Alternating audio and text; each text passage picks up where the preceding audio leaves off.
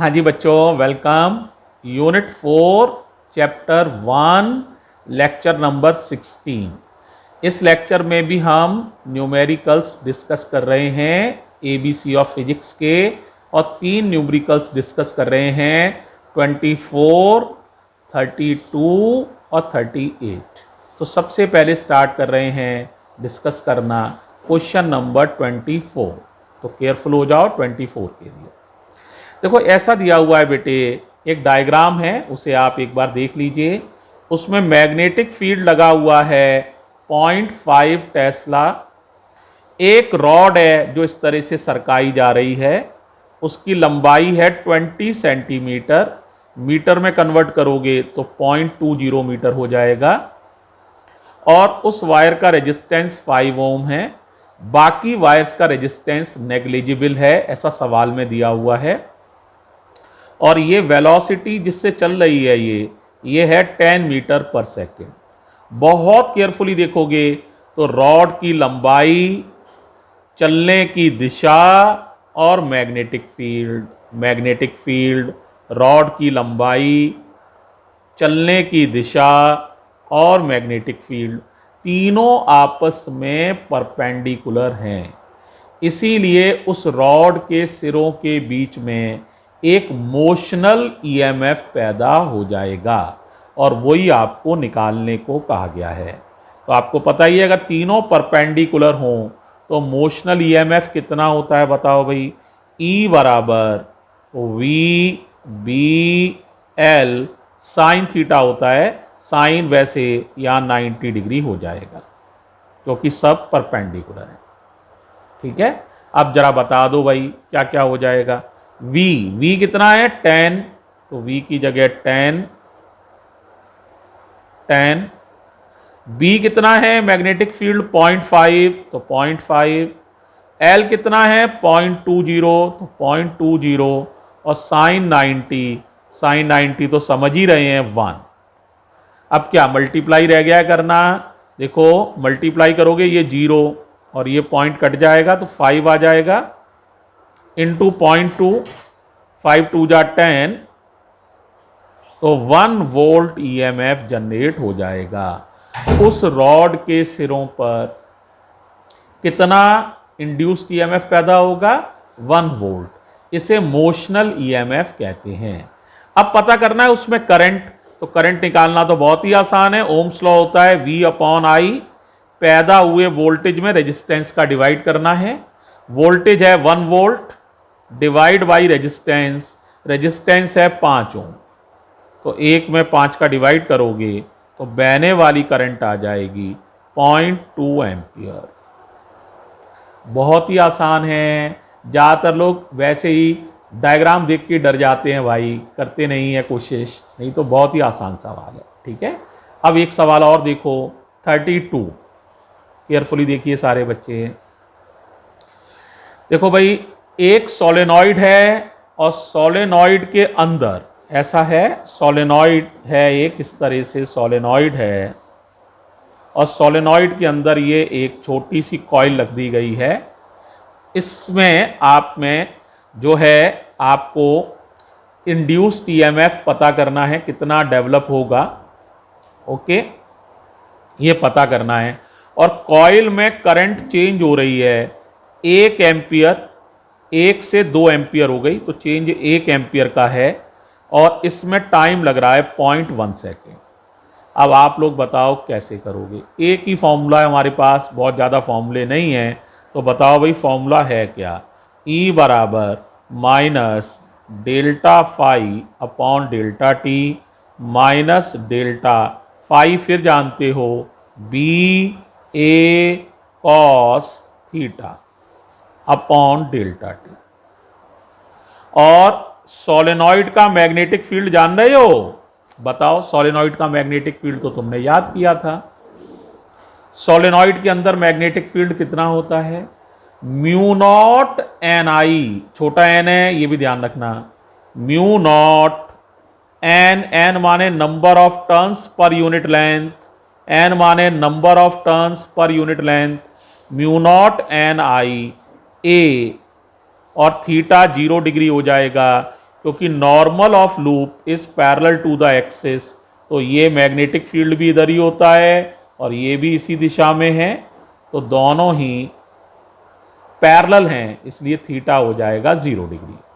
समझ आ गया? Normal of loop is parallel to the axis, दोनों एक ही दिशा में हैं, तो इसीलिए थीटा 0 डिग्री। कोई दिक्कत हो तो बताओ। क्लियर है? मैग्नेटिक फील्ड किधर होता है? एक्सिस की तरफ, ये है magnetic field.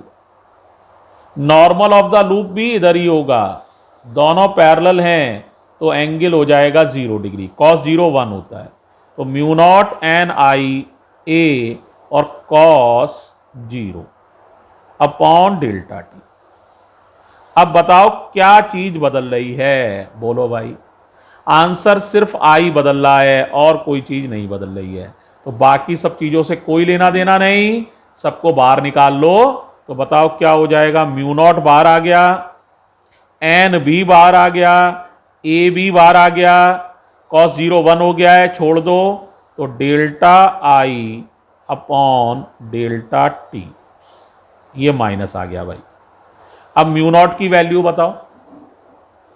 Mu naught upon 4 पाई तो याद है ना, 10 की पावर -7, तो म्यू नॉट होता है 4 पाई इंटू 10 की पावर -7, ये म्यू नॉट है, माइनस लगा हुआ है। एन बताओ, एन की वैल्यू है 1000, तो ये हो गया आपका 1000। ए की वैल्यू है 1 सेंटीमीटर स्क्वायर, तो 10 की पावर -4। डेल्टा आई की वैल्यू है 1 और डेल्टा टी की वैल्यू है कितनी है भाई? 0.1 सेकेंड, तो 0.1। पॉइंट हटाओगे एक जीरो बढ़ जाएगा, ये -4 पावर है, ये 10 की पावर 4 है, इससे ये वाला हिस्सा कैंसिल हो जाएगा। तो क्या बचेगा जरा बताओ अब मुझे। एक तो बचेगा आपके पास -4 इंटू 3.14 और 10 की पावर -7, तो -1 अलग कर लो और -6 अलग कर लो, -7 और वोल्ट। ये हो गया माइक्रो, 10 की पावर -6 को ही माइक्रो कहते हैं। अब बेटा इनका मल्टीप्लाई कर लो तो आराम से कर लोगे, लगभग आ जाएगा 12.56। पॉइंट यहां आएगा, 10 की पावर -1 है, तो 10 का डिवाइड करोगे तो पॉइंट यहां से शिफ्ट होके यहां आ जाएगा। राइट? वोल्टेज नेगेटिव चाहो लगा सकते हो, और अगर मैग्नीट्यूड लिखना चाहो तो नेगेटिव नहीं यूज करो, ठीक है, और लगाना चाहो तो कोई गलत नहीं है। और ये हो गया माइक्रो और ये हो गया वोल्ट। 10 की पावर -6 माइक्रो कहलाती है, तो ये आंसर आ जाएगा। तो आंसर आ जाएगा -1.256 माइक्रो वोल्ट। ठीक है, इस तरह से आसानी से कर सकते हो। माइनस सिर्फ ये बताता है कि बोलो इंड्यूस्ड ईएमएफ हमेशा उसी कारण का अपोज करता है जिसकी वजह से कि वो पैदा होता है, लेंस लॉ को, है ना। तो ये बात आपको पता ही है, हर बार ये लिखा जाता है ताकि हमें याद रहे। ओके, ये कॉन्सेप्ट है हमारा। अब अगला चल रहे हैं, एक सवाल और ले रहे हैं 38। केयरफुल हो जाओ। 38 देखो, कुछ इस तरह से सवाल को पढ़ लो एक बार चाहो तो बुक में से। एक बड़ी कॉइल है और उसके सेंटर में एक छोटी कॉइल लपेटी है। कॉमन लेंथ जो है वो है आपकी L। इस कॉइल में जो टर्न्स हैं छोटी वाली में वो है 100 टर्न्स इन 1 सेंटीमीटर। 1 सेंटीमीटर जगह में ही 100 टर्न है, और हमें निकालने होते हैं 1 मीटर जगह में कितने टर्न हैं। 1 सेंटीमीटर में ही 100 हैं, तो 2 सेंटीमीटर में 200, 3 सेंटीमीटर में 300, और 100 सेंटीमीटर में तो 100 का गुणा हो जाएगा। ये टर्न्स आ जाएंगे 10,000 टर्न्स हैं 1 मीटर में। ठीक है, इस तरह से आसानी से N2 निकाल सकते हैं। N1 दिया हुआ है 1000 टर्न्स पर 100 सेंटीमीटर। 100 सेंटीमीटर का मतलब 1 मीटर में 1000 टर्न्स हैं, तो हमें कुछ भी नहीं करना है, 1 मीटर में टर्न्स ही निकालने होते हैं। Number of turns per unit length निकालने होते हैं। Number of turns per unit length, 1 metre में कितने टर्न्स हैं, तो 1 मीटर में 1000 टर्न्स हैं, 1 मीटर में 10,000 टर्न्स हैं, तो दोनों पता चल गए। एरिया आसानी से कैलकुलेट कर लोगे, पाई आर स्क्वायर, रेडियस 2 सेंटीमीटर है, सेंटीमीटर को मीटर में बदल लोगे तो एरिया भी निकाल लोगे। कॉमन लेंथ दी हुई है सवाल में, 1 सेंटीमीटर है ये जगह कॉमन लेंथ, 1 सेंटीमीटर का मतलब 0.01 मीटर। अब आपको इन दोनों कॉइल्स का म्यूचुअल इंडक्टेंस निकालना है।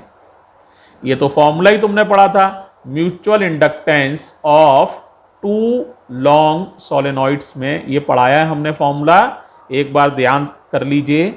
m बराबर mu naught small n1 small n2 a l, l का मतलब कॉमन लेंथ था, n1 का मतलब number of turns per unit length था primary coil, number of turns per unit length in secondary coil.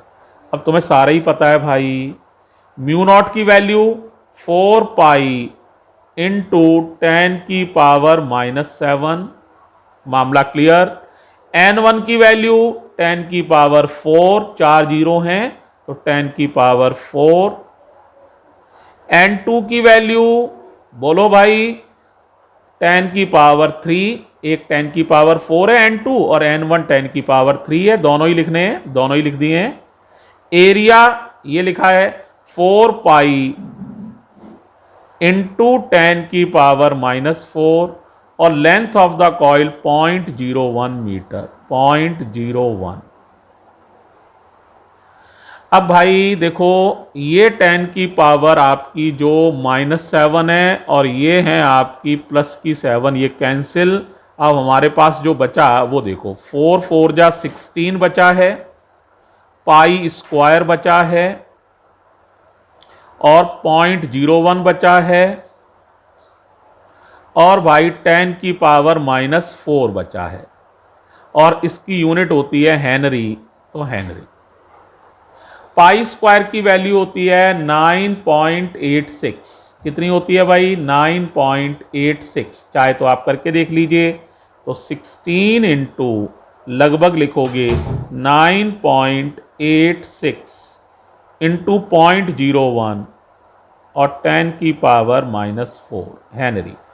तो बेटा अब इसमें मल्टीप्लाई होगा 0.16, इन दोनों का 0.01 और 16 का मल्टीप्लाई करोगे तो 0.16 इंटू 9.86।